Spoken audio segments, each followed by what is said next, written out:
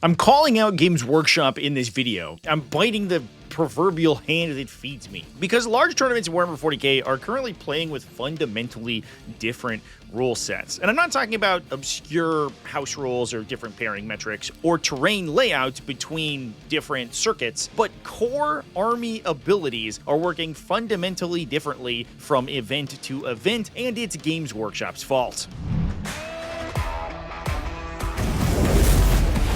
What's up, folks? Welcome back to TacticalTortoise. My name is Trevi, and this week holds two of Warhammer 40k's largest tournaments. The London Grand Tournament that happened last weekend, as well as this weekend's Las Vegas Open, collectively boasting almost 2,000 Warhammer 40k players. However, there is a contentious rules issue that's splitting the community regarding the game's most popular faction, that being Space Marines. Recently, Games Workshop has been releasing a new wave of Space Marine characters meant to flesh out chapters that are playable out of the core Adeptus Astartes Codex, such as Salamanders, Imperial Fists, and Raven Guard. And alongside each of these chapters, they're releasing new detachments that are playable with each of the subfactions that are meant to encapsulate that faction's character and play thematically on the table. But there is an issue, and if you're enfranchised within the competitive Warhammer 40k space, I'm sure you know where I'm going with this. To explain it in excruciating detail, Space Marines as a faction are split into different subfactions. In fact, they're basically the only army in Warhammer 40k that still uses subfaction mechanics. Each of these subfactions has access to unique characters and in some cases special detachments and abilities. And in some cases they're pretty banal. Crimson Fists, for example, simply uses the normal Space Marine Codex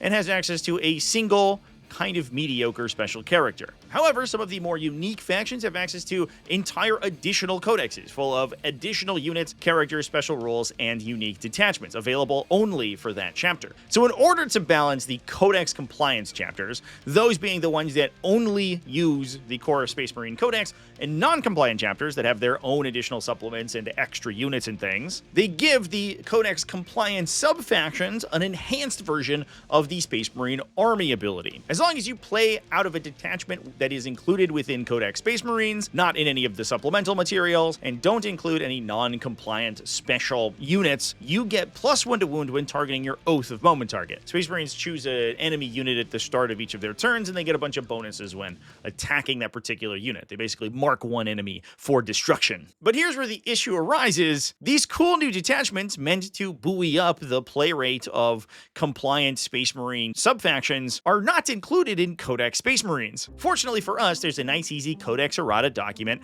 that defines what exactly counts as Codex Space Marines in order to incorporate some of the additional digital content that Games Workshop has released since the release of the print Codex. Oops, the new detachments aren't listed in it. Games Workshop even released a huge quarterly update a few weeks ago where they go through and update all of the faction FAQs with relevant questions, and these detachments are still conspicuously absent. However, if we look at the Games Workshop app and the Munitorum Field Manual, the document that lists points for every unit and detachment enhancement in the game, these detachments are listed under the Codex Space Marines header. So are they Codex Space Marines detachments or not? And here's the part of the issue. It's an important question that radically alters the balance of one of the game's strongest factions.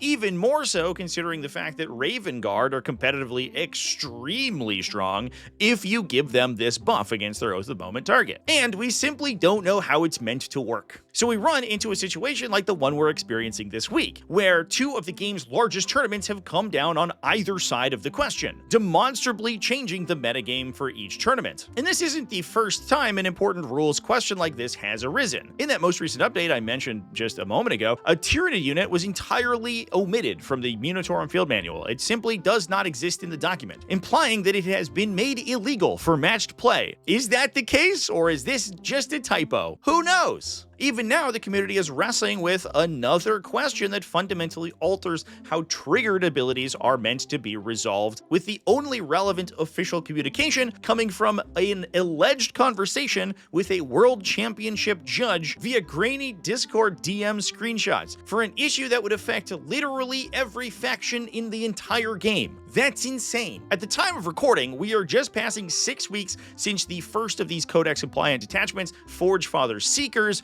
was released. Although in reality, I don't think it was made legal for matched play until a week or so later, so let's call it an even month. That's a full month for the powers that be to either add these detachments to the FAQ document or alter the Munitorum field manual document so it doesn't imply that they should be placed in the list of chapter detachments. And yet, we've gotten radio silence. No communication one way or another, leaving it up to tournament organizers to independently determine the answer to what can be a very important question. Now, I have heard from some of these TOs of large tournaments that World Championships of Warhammer judges have informed them that the detachment should benefit from an enhanced army rule, and that their omission from the FAQ document is a mistake. However, hearing that secondhand is about as good as grainy Discord screenshots, and not a very appropriate way for a multi-million-dollar company to communicate with its player base. Now, in fairness, I think it's acceptable for mistakes to be made in the game. Warhammer 40k is an enormous engine, and rules issues, typos, or imbalances are gonna work their way in eventually.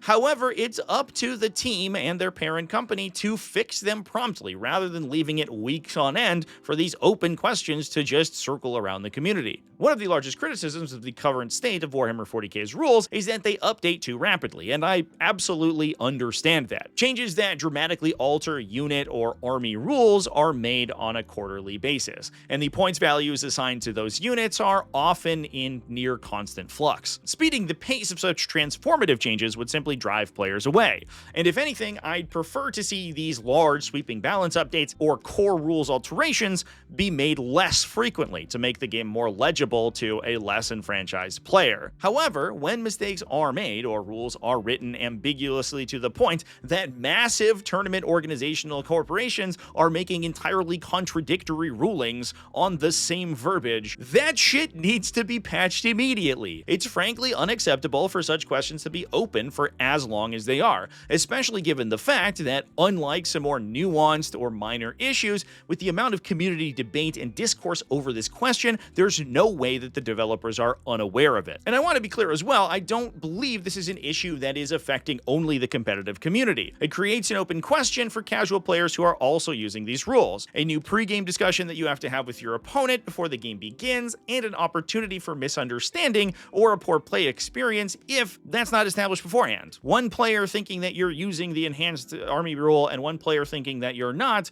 is gonna create contention, which is the last thing you want in a casual game. Now, we don't know for sure the reason behind the reticence of Games Workshop to update the broken language in their game. I do have a suspicion that there's a level of brand projection that's being exercised by the game's corporate controllers. To allow more than quarterly balance or bug fixing updates would play directly into the critique of players who complain that the rules update too often or are too confusing, and admit that Warhammer is a flawed system, which couldn't possibly be true. If that's the case, however, it is a direct attack on player experience in service of the bottom line. After all, these are the same people who mandate a codex release cycle and 3-year edition updates to sell more largely useless hardcover books. A cycle that constantly creates well-constructed and interesting metagames before sweeping it all in the trash to dump a power-crapped hack job of a codex onto the metagame or introduce meaningless rules rewrites that break the carefully constructed Jenga tower of FAQs and balance updates that had supported the previous edition in order to justify a new edition. This corporatism is a double-edged sword. It's the reason that Warhammer 40k has been able to grow large enough to run 1,000 plus player tournaments, but it's also the biggest thing holding the game back from being truly great, and that simply sucks. So I think we have to hold Games Workshop accountable for issues like these. It's simply not acceptable for a community as large as them to withhold updates like this that repair rules problems. In no way am I asking for more frequent datasheet reworks, balance updates, or core rules rewrites. I just want Games Workshop to fix their shit when they break it. And I don't think that's too much to ask. So with that, that's all I have to say about this issue. I've talked about the Space Marine issue many times on stream and in videos in the past, and I'm tired of talking about it, so I'm just not going to do that. I'll just forward people to this video if it ever comes up in the future. Ultimately, I think this issue is actually kind of minor. It's sort of a symptom of the larger problem of reticence to fix mistakes that the Games Workshop team has made. And as I said before, I think it's okay for the team to make mistakes. That just means they're moving fast and breaking things. They still have to fix those things when they break them. But anyway, thanks for watching. all the way to the end of the video. Thanks as well to everybody who supports Tactical Tortoise, whether that's over on Patreon at patreon.com/TacticalTortoise. YouTube channel members, Twitch subscribers, all you people are amazing, and I love you. I'm doing a bit of a standing thing now. I've figured I'd like be a little bit more emotive if I'm up actually using my standing desk to stand. Let me know in the comment section as well how you like that. Maybe it sucks. We'll find out. And with that, remember to keep it classy, folks, and have happy wargaming.